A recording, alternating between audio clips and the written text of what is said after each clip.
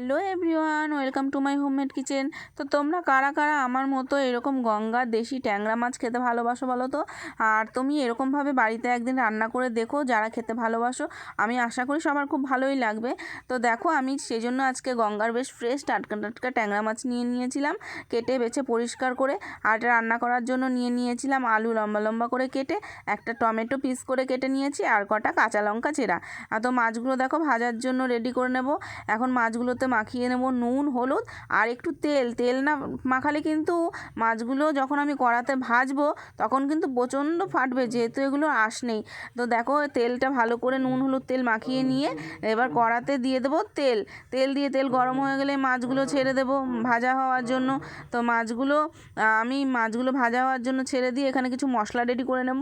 একদমই সিম্পল, কম মশলা, জিরে গুঁড়ো, লঙ্কার গুঁড়ো, নুন, হলুদ। তো এখানে যেহেতু একদম কম মশলা দিচ্ছি, বাড়ির বয়স্ক থেকে বাচ্চা, অসুস্থ মানুষও খেতে পারবে এমন করে রান্না করলে।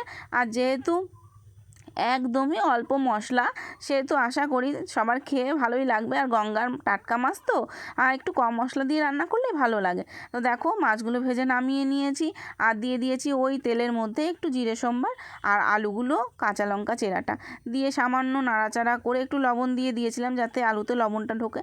নাড়াচাড়া করে যখন একটু গোল্ডেন কালার আসবে তখন ওর মধ্যে দিয়ে দেবো টমেটো কাটা টমেটো। দেওয়ার পরে একটু নাড়াচাড়া করে ওই যে গুলে রাখা গুঁড়ো মশলা দিয়ে ভালো করে একটু ঢেকে উল্টে পাল্টে নাড়াচাড়া করে মশলাটা ভালো করে ভেজে নিতে হবে। ভালো করে ভেজে নেওয়ার পর দেখো, আমাদের মশলা মোটামুটি ভাজা কমপ্লিট আর তেল ছেড়ে দিয়েছে মশলাটা থেকে। তো এই অবস্থায় দিয়ে দেবো বেশ খানিকটা পরিমাণে জলটা দিয়ে ভালো করে জলটা ফুটিয়ে নিতে হবে।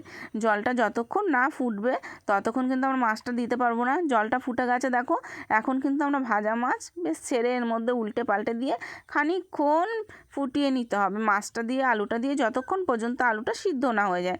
তো দেখো, আমাদের মোটামুটি রেডি। এই অবস্থায় দিয়ে দেবো কুচিয়ে রাখা ধনেপাতা। ব্যাস, কুচিয়ে রাখা ধনেপাতা দিয়ে নামিয়ে নিলেই রেডি আমাদের দেশি গঙ্গার ট্যাংরা মাছের